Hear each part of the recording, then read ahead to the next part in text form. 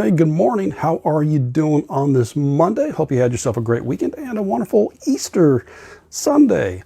I had a nice mellow day, kind of relaxed and chilled. Matter of fact, it was probably a little too chill because I had a number of things I was going to get done this morning before I did my video, and none of them took place. So I am off, and I'm trying to figure out how I'm going to get what I need to get done today.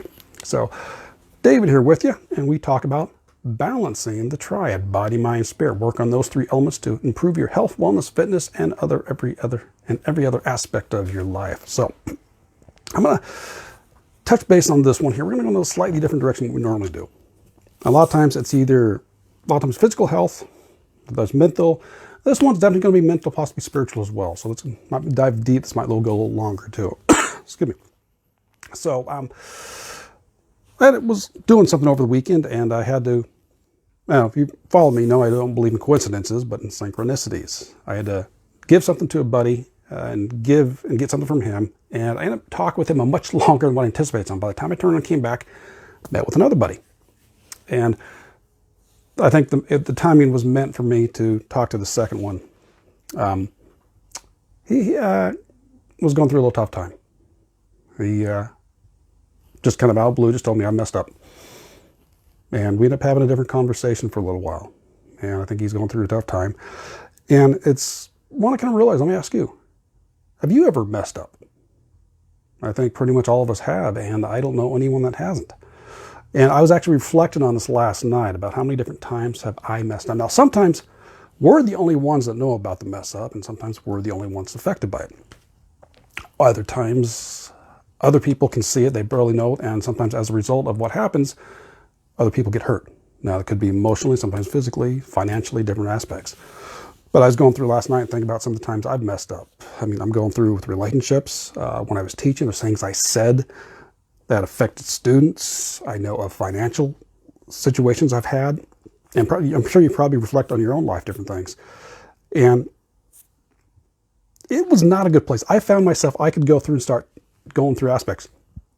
Even with work, sometimes I've done things wrong. There's some things I should not have done. There's certain things we probably know we shouldn't have done, but yeah, we still did them. Go a variety of aspects. We can go down, and it can be a pretty negative path if we choose to go down that way. We can realize all the different aspects that we've been negative, we screwed up, we messed up. Even there are times when we've done something where it affects us, and then because of that effect, we mess up over here. And therefore other people get hurt. And sometimes with people, we get into a pattern of doing the same thing over and over again. But the difference is, I think, it doesn't necessarily make you a bad person, and we can get, and bad, good, that's arbitrary, different everybody. But I think one of the main aspects is when no ill intent is done. When you do something, you're not doing it to purposely hurt someone. That's not your goal. Your goal is you're doing the best job you can, and as a result of that, things can happen. And I think another part of that is making sure, if you feel bad about it, you're taking responsibility, saying, okay, I messed up. I screwed up. It's my fault. Okay, let's take this, but let's not beat the hell out of ourselves. Let's acknowledge it. We did something wrong, and let's say, okay, what can I do? And you know, I'm always big on baby steps. So part of right now is, okay, if you messed up, what can I do right now, today, to help me remedy the situation?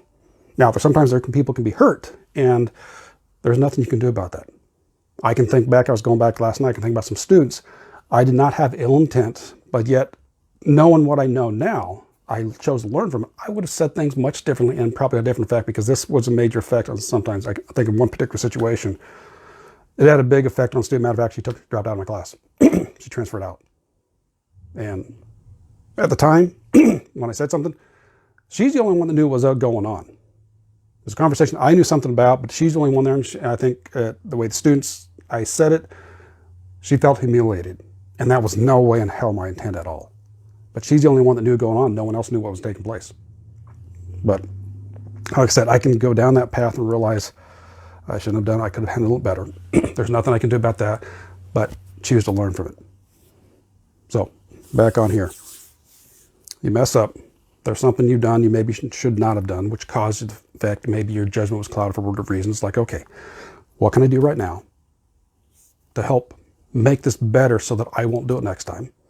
And even if you've tried over and over again, okay, Those methods didn't work. What will work this time? And there might be times you have to reach out for help, whether it is someone on social media as a direct friend. I'm even thinking about people that are more serious, either with drugs or alcohol. I know Deborah King was one of the energy workers I've learned from, a healing teacher. That's one of the first things she did. She was going through, she had cancer when she, I think she was in her early 20s. I don't remember if it was uterine cancer, ovarian cancer, something like that. I think, don't quote me on that one. She was alcoholic, she dealt in drugs, and she had to get herself to go to AA before she could start remedying these things. So, when we mess up, when it affects others. Now, there's also aspects to where, say, drinking and driving someone's killed. That's something else. I don't want to quite talk about that on going that direction right now. But simplifying, we mess up, and again, I think everybody's done it in one shape or another. And again, I'm going to reiterate here. Sometimes we're the only one that does it, and we're the only one affected. Other times there's not. Others are. And again, you can let yourself go down the hill and realize all sorts of areas you messed up. I said last night I was doing relationships, teaching, job, finances, and bad place to go down. But become aware of it. Can't change what you don't acknowledge. So you acknowledge it, saying, okay, I made the mistake.